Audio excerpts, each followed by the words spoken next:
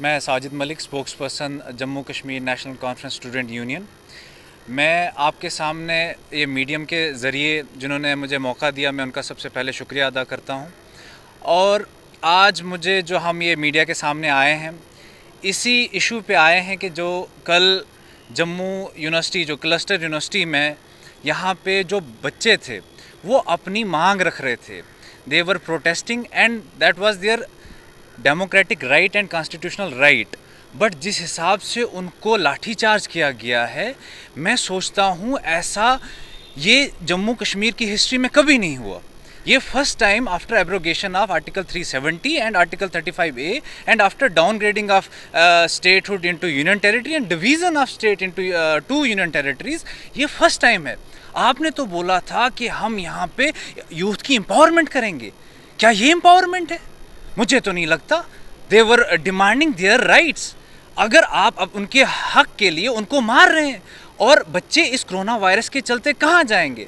वो पढ़ना चाहते हैं, वो कोई क्राइम तो नहीं कर रहे थे, वो पढ़ रहे थे, वो पढ़ना चाहते थे। वो सिर्फ ये डिमांड कर रहे थे कि हमें जो है इस बार मेरिट इतना ज़्यादा हो गया है, आपने सीट्स रिड्यूस कर दी हैं सभी कॉलेजेस में।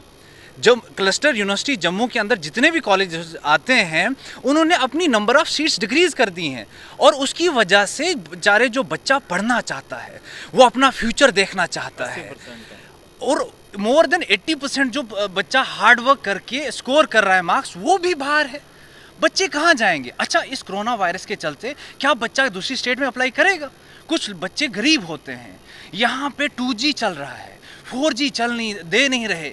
आप बोलते हम जम्मू कश्मीर को इंडिया के साथ पैरेलल चलाएंगे, इसके बिल्कुल इक्वालिटी होगी। कहाँ है इक्वालिटी? आप बच्चों पे लाठीचार्ज कर रहे हैं, आप बच्चों को सीट्स प्रोवाइड नहीं कर रहे, आप बच्चों को उनके अपना जो हक मांग रहे हैं उनको नहीं दे रहे, आप उनकी आवाज़ को दबा रहे हो। ये एम्पावरमेंट नहीं है, ये डिसएम्पावरमेंट है। बच्चे क्या चाहते थे? पढ़ना चाहते थे वो, और कुछ नहीं करना चाहते। अपना इस नेशन बिल्डिंग के लिए वो अपना एक वो शेयर देना चाहते थे। मैं सबसे पहले जो ये अपने LG साहब होते हैं, ये यहाँ के प्रो चांसलर्स होते हैं सभी यूनिवर्सिटीज़ के, मैं उनसे, उसके बाद जो एडवाइज़र हैं एजुकेशन से, उनसे मैं, और उसके बाद जो हमारे ये अपने यूनिवर्सिटी के VC साहब हैं, क्योंकि आजकल क्लस्टर यूनिवर्सिटी और जम्मू यूनिवर्सिटी को एक ही VC देख रहे हैं। मैं इनसे मुअद्दबाना गुजारिश करता हूँ कि मेहरबानी, बच्चा पढ़ना चाहता है, जम्मू कश्मीर का बच्चा, आप पहले कहते हो स्टोन पेल्टिंग होती है, टेररिज्म है, यहाँ पे डेवलपमेंट नहीं है, डिसएम्पावरमेंट है। अगर ऐसे हालात में बच्चों को आप पढ़ने नहीं दे रहे, तो बच्चे मजबूर होके, ये जो आपका डेमोग्राफिक डिविडेंड है, ये खुदा न खास्ता डेमोग्राफिक डिजास्टर बन जाए। इससे पहले एक सवाल मेरा यहाँ पर रहेगा, आप भी युवा हैं, जो हमारे युवा हैं वो अपने कल हक की मांग कर रहे थे, तो उन पे लाठीचार्ज किया गया। आपको लगता है कि आर्टिकल 370 और 35A को हटाने के बाद, इन कंपैरिजन टू अगर हम अदर यूटीज़ और स्टेट से करें, जम्मू कश्मीर के जितने बुरे हालात हैं बाकी स्टेट्स या यूटीज़ के हैं स्टूडेंट्स को लेकर? देखिए मैम, यहाँ पे जो ये हालात बने हैं, ये आर्टिकल 370, आर्टिकल 35 है, और स्टेट का डाउनग्रेड होने का पहला हमें इनाम मिल गया है। और मैं आपको साफ कहता हूँ, इसमें जो भी ये जो हमारी अपोजिशन पार्टीज़ हैं, जिन्होंने बोला जी यहाँ पे डेवलपमेंट नहीं होती तो आर्टिकल 370 तोड़ दो, सबसे पहला इन्होंने हमें जो तोहफा दिया यूथ को, वो लाठीचार्ज दिया। इन्होंने बोला था हम एम्पावरमेंट करेंगे, टोल प्लाजाज दिए, उसके बाद सिटी के नाम चेंज कर दिए। फायर और इमरजेंसी में क्या हुआ डिपार्टमेंट में? वहाँ पे कौन बच्चे आए? एक डिस्ट्रिक्ट के आ रहे हैं, बाकी डिस्ट्रिक्ट्स के कहाँ जाएंगे? करप्शन ख़त्म हुई, टेररिज्म ख़त्म हुआ। कल भी वहाँ पे कहते इनकाउंटर चला, और उसके बाद करप्शन कहाँ है? आपने उसके फायर एंड इमरजेंसी सर्विसेज में हाल देख रहे हैं, JK EDI में हाल देख रहे हैं, रिक्रूटमेंट का हाल देख रहे हैं। अभी आपने बोला कि क्लास 4th और क्लास ये अकाउंट असिस्टेंट, इनका हम एग्ज़ाम लेंगे, उसके साथ ही आपने सरपंचेस और पंचेस के इलेक्शंस ले आए। कहाँ जाएगा ये एग्ज़ाम? ये एग्ज़ाम जाएगा अगले साल। PhD, MPhil, PG वाले बच्चे, इंजीनियरिंग, उसके बाद ये जो MBBS वाले बच्चे, इनके लिए कोई पोस्टें हैं? नहीं है। यूथ फ्रस्ट्रेट है, चाहे वो इससे पहले हमारा जो स्टेटहुड था, अपनी आइडेंटिटी थी, हम लड़ते थे किसी से, हमारे MLA बैठते थे, मिनिस्टर्स बैठते थे, MLCs बैठते थे। आज ना MLA है ना MLC है, सब खत्म कर दिया आपने। Jammu is the loser, we are the losers, Dogras are the losers, और कोई लूज़र नहीं है। ये बात जो है सबको समझ समझ में आ चुकी है। लेकिन जो ये चाहते हैं ना, जो ये बने हुए हैं एक पार्टी को, बस जो कर रहे हैं वो करने दे। लद्दाख की मैं एग्जांपल देता हूँ, बीजेपी ने खुद वहाँ पे बाइकआउट किया इलेक्शन, जब तक नहीं बोला कि 6 शेड्यूल दो हमें डोमिसाइल लॉ वहाँ क्यों नहीं अप्लाई होता? नहीं हो रहा क्योंकि वहाँ पे वो यूनाइट हैं, हमें डिवाइड किया जा रहा है। मैं अपील करना चाहता हूँ अपने नौजवानों से, जम्मू कश्मीर ये हिंदू वर्सेस मुसलमान नहीं करो, जम्मू वर्सेस कश्मीर नहीं करो, यूनाइट हो जाओ, हमारा फ्यूचर देखो, आइडेंटिटी देखो, कल्चर देखो। इसलिए मैं एलजी साहब से, एडवाइज़र साहब से ये गुजारिश करता हूँ, मुअद्दबाना गुजारिश करता हूँ, यहाँ हालात पहले ही बहुत ख़राब हैं, ज़्यादा हालात ख़राब नहीं करें। बच्चे पढ़ना चाहते हैं, उनका हक है, उन्हें दें। अब जो है ही नहीं है, बल्कि जो पहले से जॉब्स कर रहे थे उनको भी उनकी जॉब से निकाला गया है। आप क्या कहेंगे इस बारे में? सेल्फ हेल्प ग्रुप है, 15,000 बच्चे अंदर लाए गए थे, उनको बाहर निकाल दिया।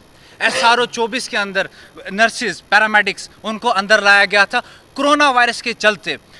रिटायर्ड डॉक्टर्स को आपने रिक्रूट किया, और जो बेचारे हाफ सैलरी भी नहीं थी, 1/3 सैलरी थी, उसको बच्चों को बाहर निकाल दिया, उनके पेटों को लात मारी।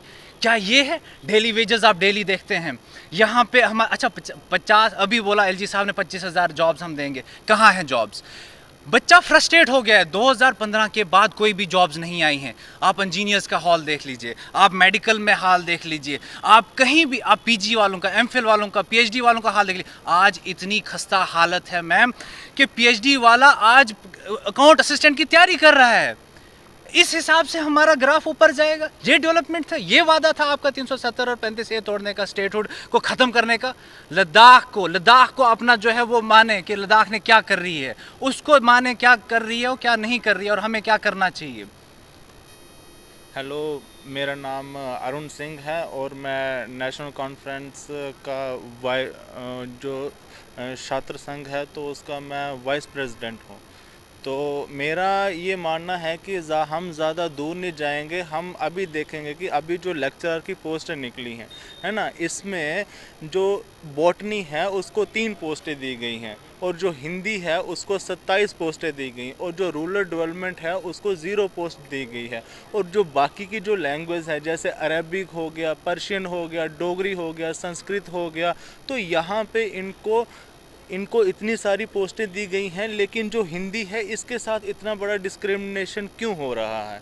ठीक है, मीन लैंग्वेज तो एक ही जैसी है ना, और जो हिंदी है तो वो 10 डिस्ट्रिक्ट में बोली जाती है, तो इतना बड़ा उन लोगों के साथ डिस्क्रिमिनेशन क्यों? जिन लोगों ने पीएचडी की है, जिन लोगों ने इतना सारा वर्क किया, वो लोग कहाँ जाएंगे? देखिए, इस समय जो यूथ है ना वो सबसे ज़्यादा फ्रस्ट्रेटेड है, क्योंकि उसके साथ जो 2 पीढ़ियाँ हैं ना वो चल रही हैं। उन्होंने अपने बच्चे को भी संभालना है, और उन्होंने अपने जो माँ बाप है उनको भी संभालना है, तो वो 2 पीढ़ियों का भार लेकर जा रहे हैं। तो अगर ये सारा चलते हुए वो आप उनको कोई भी रिप्रेजेंट नहीं करोगे तो ऐसा कैसे चलेगा? और ये तो बेशर्मी की बात होने की ना, कि कल जो भाजपा वाले प्रदर्शन कर रहे थे कि फायर एंड इमरजेंसी में क्या हो गया, घोटाला हो गया। भाई हद करते हैं, मीन्स ये हो क्या रहा है कि? और जब मैंने पूछा, वो कह रहे थे कि हम एडमिनिस्ट्रेशन के खिलाफ हम क्या कर रहे हैं, वो हम जो प्रोटेस्ट है तो वो कर रहे हैं, सबूत दे रहे हैं कि हम फेल हो चुके हैं। भाई एक सिंपल सी बात है, जो एडमिनिस्ट्रेशन है उसको कौन देख रहा है? उसको गवर्नर देख रहा है ना, और जो गवर्नर कौन अपॉइंट करता है? प्रेसिडेंट अपॉइंट करता है। And if you read article 74 of the Indian constitution, the president shall act aid and advise on the council of the minister, ठीक है, and the head of the council of the minister, who is the head of the council of minister is the prime minister. तो फिरा के जो बात है वो prime minister तक ही आ जाती है। तो ये कह रहे हैं कि हम एडमिनिस्ट्रेशन के खिलाफ कर रहे हैं। भाई आप सीधा देखो कि आप जो भाजपा वाले हैं वो अपनी ही पार्टी के खिलाफ क्या कर रहे हैं, प्रदर्शन कर रहे हैं, लेकिन यहाँ पे लोगों को बेवकूफ़ बनाया जा रहा है कि हम आपके हकों के लिए हम लड़ रहे हैं। तो ये क्या है? ये सरासर जुमलेबाजी। और मैं एक आपको बात बता दूँ कि जो मनोज सिन्हा जी हैं वो क्या कहते हैं कि हम क्या करेंगे, जो मिलिटेंट्स हैं हम उनको नौकरियां देंगे, ठीक है ना। मीन्स ये आप क्या कर रहे हो? जो पढ़ा लिखा यूथ है, इसका मतलब हम भी बंदूक उठाएं, है ना। मीन्स आप ये क्या कहना चाहते हो? पहले तो आपने उनके बच्चों को पूरा फैसिलिटी दी, वो हम मानते हैं कि एक आदमी भटक गया, लेकिन उसका जो परिवार है उसको इतनी बड़ी सज़ा क्यों मिले? लेकिन आप सीधा ये देखिए ना, जो बाप है वो हमारा खेतों में मर रहा है, और जो हमारा भाई है वो क्या कर रहा है, वो बॉर्डर पे मर रहा है। और उसी परिवार का जो छात्र है, जब वो पढ़ लिख के अपने राइट्स की बात करता है तो उसको लाठियां खानी पड़ती हैं। और एक सिंपल सी चीज़ समझने की है, हम कौन हैं, किसी गरीब तबके से हम आते हैं, ठीक है ना। और जब हम राइट्स की बात करते हैं तो हमें लाठियां दी जाती हैं, और लाठी मारने वाला कौन है, एक कांस्टेबल है ना, वो भी क्या है, एक किसी गरीब का बेटा है। मीन्स गरीब को गरीब के से आपस से लड़वाना और फिर ऊपर जाके क्या करना, उसका तमाशा देखना, ठीक है। ये सरासर बिल्कुल नॉन एक्सेप्टेबल है। आप आखिर में जो हमारे नए गवर्नर हैं उनकी आते हुए एक लहर तो दिखती है, आप उनसे क्या मांग करेंगे? सर मैम एक बात मैं सिंपल सी चीज़ आपको कहता हूँ। मलिक आए, फिर मुर्मू साहब आए, है ना, और फिर उसके बाद मनोज सिन्हा जी आए, ठीक है। तो आप मुझे, हर एक आदमी ने कहा है कि हम कभी 25,000 देंगे, कभी 50,000 देंगे, कभी 10,000 देंगे, 85,000। कब इन लोगों ने क्या कर दिया है, जैसे कोई तवाइफ नहीं होती, कोई तवाइफ, इन्होंने जम्मू कश्मीर को एक तवाइफ के जैसे समझा है, जिसके ख्वाब रोज रात को सजते हैं और सुबह बिखर जाते हैं। ये इन्होंने कंडीशन कर दी है जम्मू कश्मीर की।